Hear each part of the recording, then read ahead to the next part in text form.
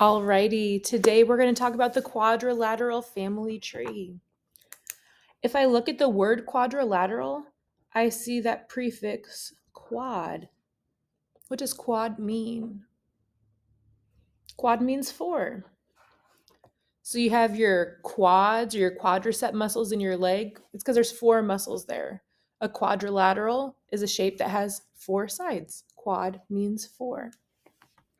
So a quadrilateral, again, like I said, just means that there has to be four sides on a shape. 1, 2, 3, 4.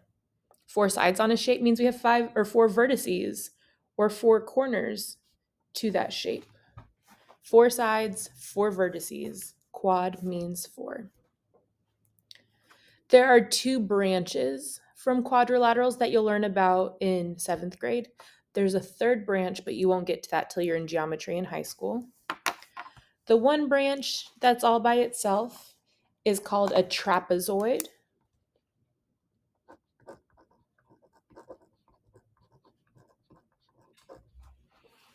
A trapezoid is a special kind of quadrilateral that has one set of parallel sides. Parallel means that those lines, if I were to keep on drawing them and extend them, they'd go on forever and ever and ever, and they would never touch.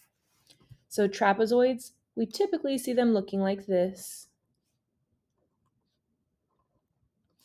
Where again, this top and this bottom, they are parallel to each other. Again, parallel means if I were to extend this line on the top and on the bottom, those lines are never going to intersect. They would go on forever and ever and never touch. This trapezoid is called an isosceles trapezoid specifically because the sides are the same. I can also have a trapezoid that's not isosceles. I can also have a trapezoid like this. My top and my bottom are still parallel to each other, but my left and right sides are not the same. That's a trapezoid. The next shape that we have is called a parallelogram. That's kind of a hard word to say. Parallelogram. Parallelogram.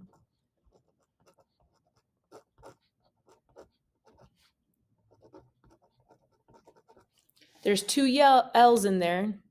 They make the L sound, not the Y sound. Parallelogram.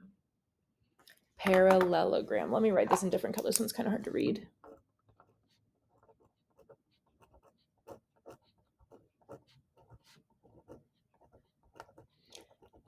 A parallelogram means we have two sets of parallel sides. Trapezoid just had one set. A parallelogram will have two sets. So if I have a parallelogram that looks like this, my top and my bottom would be parallel to each other.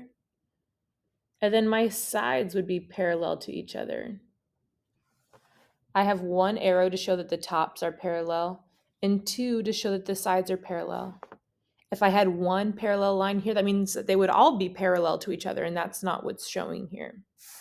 Just my top and my bottom are parallel, and my side are parallel to each other.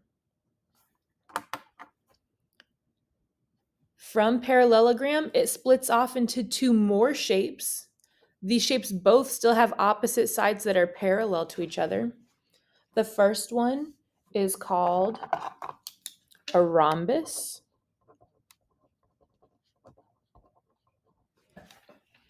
A rhombus. In a rhombus, like we talked about earlier, opposite sides are parallel. So these two sides would be parallel to each other, and these opposite sides would be parallel to each other. But what makes a rhombus different from a parallelogram is that all of the sides are the same. So this side and this side, this side and this side are all equal to each other. A rhombus has all sides equal to each other.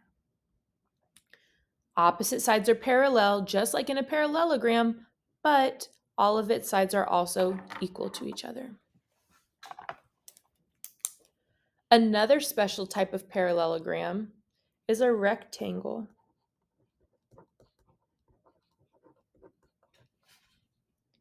Just like on a parallelogram, opposite sides are parallel. So my left and my right would be parallel to each other. My top and my bottom lines would be parallel to each other.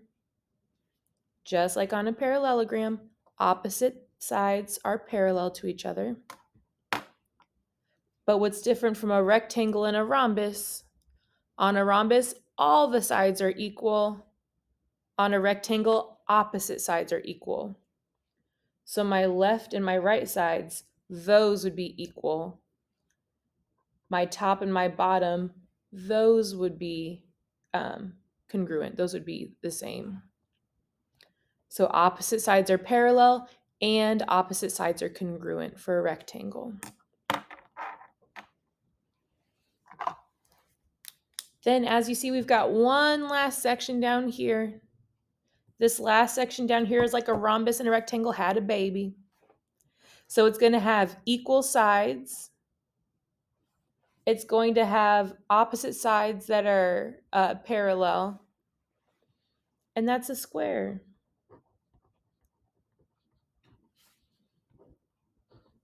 On a square, opposite sides are parallel. Just like in a rectangle and a rhombus. And then all sides are equal, like in a rhombus. All sides are equal, like in a rhombus. Oh, all angles are 90 degrees. I forgot to add that on my rectangle. All my angles are 90 degrees, like a rectangle. So equal sides from the rhombus, 90 degrees from the rectangle, and that's what makes a square. As you guys can see, all of these shapes are connected together in some way. They're all quadrilaterals. And there's a trick that will help us figure out if a square is a rectangle or if a rectangle is a square. There's tricks to help us figure out, is a rhombus a parallelogram? Is a parallelogram a rhombus? So the biggest thing to remember when you're trying to decide if a rhombus is a square or not, if a rhombus is a rectangle or not, we can never go side to side. We can never go side to side. A rhombus can never be a rectangle. A rhombus can never be a rectangle. A parallelogram can never be a trapezoid. A trapezoid can never be a parallelogram. They have different properties. If my rhombus had 90-degree angles like a rectangle, it would be a square. If my trapezoid had two sets of parallel sides, it would be a parallelogram. I can never go side to side. A parallelogram will never be a trapezoid. A trapezoid will never be a parallelogram.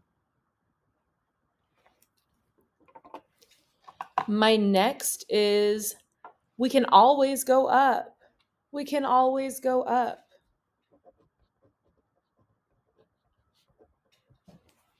A square is always a rectangle because they're going to have those 90-degree angles. A square is always a rhombus because they're always going to have all of their sides equal. A rhombus will always be a parallelogram because opposite sides are parallel. A rectangle will always be a parallelogram because opposite sides are parallel. A trapezoid will always be a quadrilateral because it has four sides. A parallelogram will always be a quadrilateral because it has four sides. And the last one is sometimes. We can sometimes go down. Quadrilaterals all have four sides. Sometimes they're parallelograms. Sometimes they're trapezoids. Or like this shape up here, it's neither a parallelogram or a trapezoid. There's no parallel sides there. A parallelogram can sometimes be a rhombus if all of its sides are the same. A parallelogram can sometimes be a rectangle if it has 90-degree angles, but not always. A rectangle can sometimes be a square if it has all the four sides the same. A rhombus can sometimes be a square if it has 90-degree angles. So we can never go side to side. We can always go up. We can sometimes go down. I hope this is helpful for you guys as you're learning about quadrilaterals this unit. Good luck.